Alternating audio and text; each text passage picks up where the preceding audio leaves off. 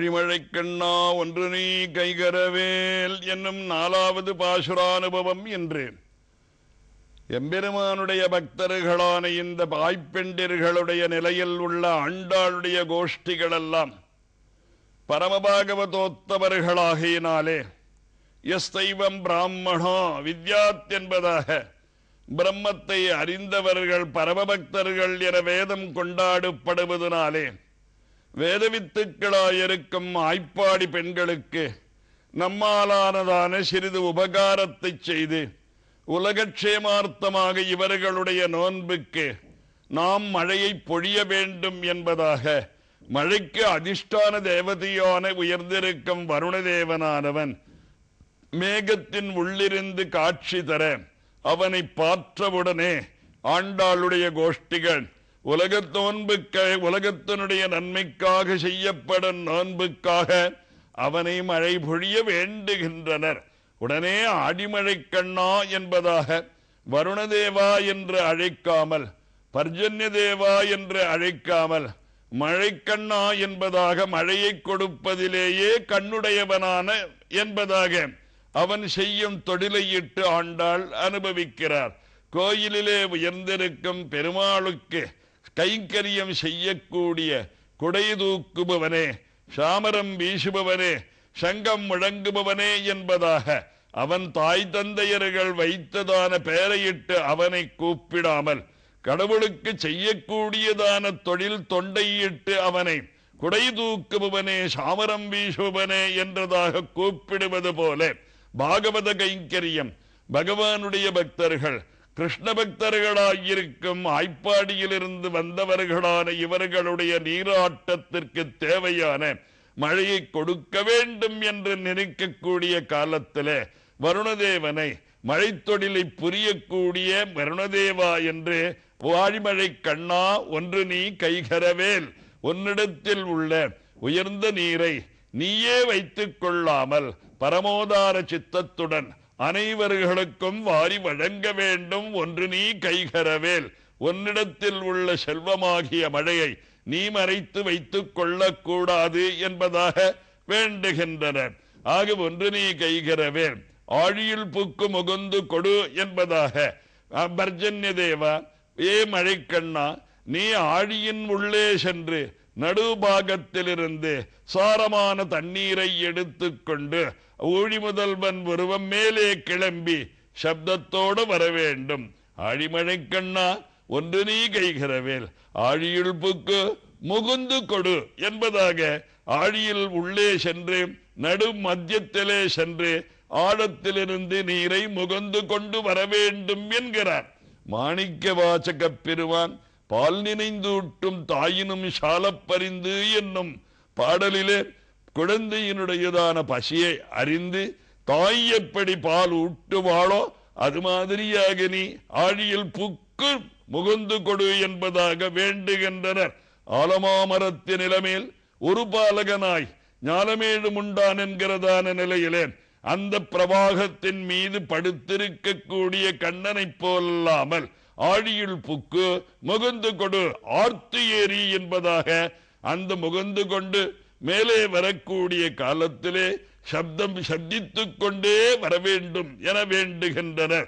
ஆஞ்சநேயன் பிராட்டியை கண்டு திரும்பி வந்த காலத்தில் பெரிய ஆரவாரத்தோடு வந்ததனாலே ஆஞ்சநேயன் பிராட்டியை கண்டு வருகிறான் என்பதை அனைவரும் உணர முடிந்தது. ஆர்த்து ஏறி ஊழி முதல்வன் உருவம் போல் மெய் கருக்க வேண்டும். ஊழி முதல்வன் பகவான் காலத்துக்கு தெய்வமாயிருக்கக்கூடியவன் பகவான் கண்ணன்.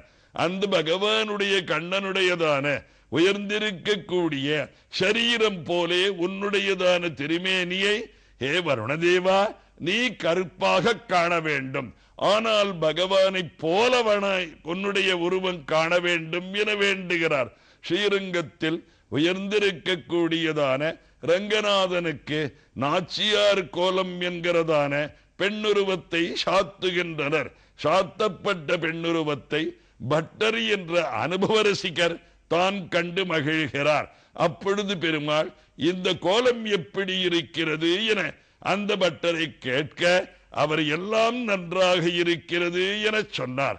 உடனே அடுத்தது பெருமாளுக்கு கொஞ்சம் கர்வம் வந்தது போல, இந்த வேஷத்தில் ஏதாவது குறை உம்மால் சொல்ல முடியுமோ என்பதாக கேட்கிறார். அதுக்கு அழகாக பட்டர், எல்லாம் நன்னா இருக்கு ரங்கநாதா, உன்னுடையதான ஜடை நன்னா இருக்கு, உன்னுடைய கைவளைகள் ஆரங்கள் எல்லாம் நன்னா இருக்கு, ஆனால் என்னுடைய தாயினுடைய வேஷத்தை போட்ட உன்னுடையதான கண்களுக்கு தாயினுடைய கண்ணிலே இருக்கும் பிசுக்கு போல, அன்பு போல, அழகானது அழகு போல உன்னுடைய கண்ணிலே நாம் பார்க்க முடியவில்லை. காரணம், நீ புருஷன் வேஷம் போட்டாலும் கூட, வேஷங்கள் பொருந்தி இருந்தாலும் கூட, தாயினுடைய கண்ணோட்டத்தை நான் உன் கண்ணிலே பார்க்க முடியவில்லை என்கிறார். அது போலவே ஊழி முதல்வன் உருவம் போல கருக்கணும் என்பதாக ஆண்டாள் பிரார்த்திக்கிறார். இந்த வருணனை ஊழி முதல்வன் உருவம் போல் மெய்கருத்து பாழியம் தோளுடை பற்பனாபன் கையில், உயர்ந்த மேகத்துக்கு மேகம் வருதல், நீர் முகந்து கொண்டு வருதல், சப்தங்கள் செய்து கொண்டு மேலேறி வருதல், நீராவியாக ஆகுதல், மேகமாக ஆகுதல், அதற்கு பிறகு அதிலே உயர்ந்திருக்க கூடியதான மின்னல் மின்னுதல், இடியிடித்தல், அதுக்கப்புறம் மழை பொழிதல் என்கிறத சாங்க நிரூபணமாக ஆண்டாள் இப்பாசுரத்திலே காட்டிக் கொடுக்கிறார். ஒழிவுதல்வன் உருவம் போல் மெய்கருத்து பாழியன் தோளுடை பற்பனாபன் கையில் ஆழி போல் மின்றி, பத்மநாபனுடையதான அழகான திண்டோள் வலிமையும் அழகையும் பெற்றிருக்கக்கூடிய பத்மநாபனுடைய கையிலே மிளிரக்கூடிய சங்கு சக்கரங்கள் சக்கரத்தாழ்வான் போலே மின்ன வேண்டும் என்பதாக மேகத்துக்கு ஆணையிடுகின்றனர் ஆண்டாள் கோஷ்டிகள்.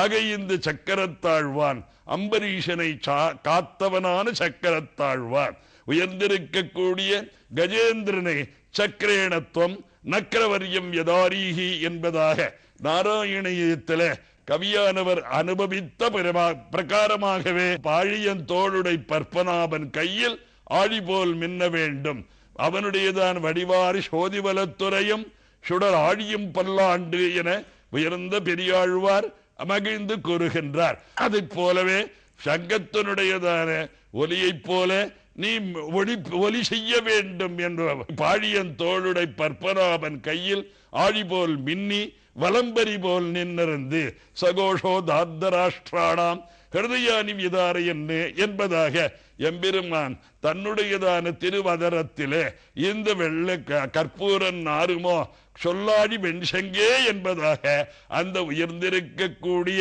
சங்கத்தை தன் வாயமுதத்தில் வைத்து அதை ஊதக்கூடிய காலத்திலே அன்பர்களுக்கு இனிமையாகவும் திருதராஷ்டிரனுடைய பார்ட்டிகளான வேண்டாதவர்கள் உள்ளத்தை பிளக்கக்கூடியதாகவும் எந்த சங்கத்வனி இருந்ததோ அம்மாதிரியாக மேகவே நீ கோஷிக்க வேண்டும் என்பதாகவா. ஆக உயர்ந்த அந்த சக்கரத்தாழ்வானைப் போல மின்னணம், உயர்ந்திருக்கக்கூடிய இடி இடிப்பது போல செங்காழ்வானைப் போல முழக்கம் செய்ய வேண்டும். பற்பனாபன் கையில் ஆழி போல் மின்னணம், வலம்பரி போல் நின்னதிர்ந்து தாழாதே சாருங்க முதைத்த சரமழை போல் என்பதாக சொல்லி சரவருஷம் பவருஷ அங்க ராமனானவன் தன்னுடையதான அம்புக்கட்டுகளை மழையினுடைய நீர் போல தொடர்ந்து தான் எய்கிறான் என்பதாக ராமாயணத்திலே கூறப்பட்டது. அப்படிப்பட்டதான நிலையிலே இங்கு மாற்றம் கொண்டு அம்புக்கு அந்த உறைந்திருக்கக்கூடிய மழைகளெல்லாம் அம்புக்கட்டு போல பொழிய வேண்டும் என்பதாக ஆண்டாள் இப்பாசுரத்திலே பிரார்த்திக்கிறார்.